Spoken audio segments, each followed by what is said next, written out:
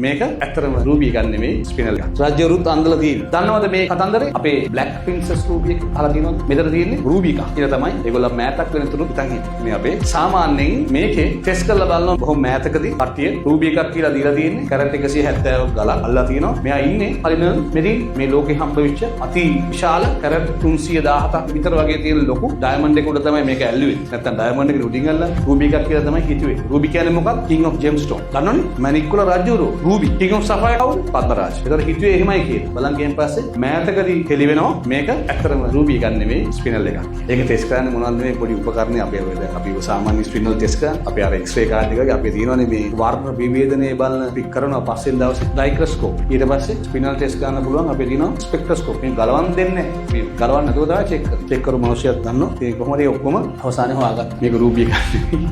මේක බ්ලැක් ප්‍රින්සස් රූබී කියලා තමයි කිව්වේ. ඉතින් මේක ස්පිනල් එකක්. හරි. රාජ්‍යරුත් අන්දලා තියෙනවා.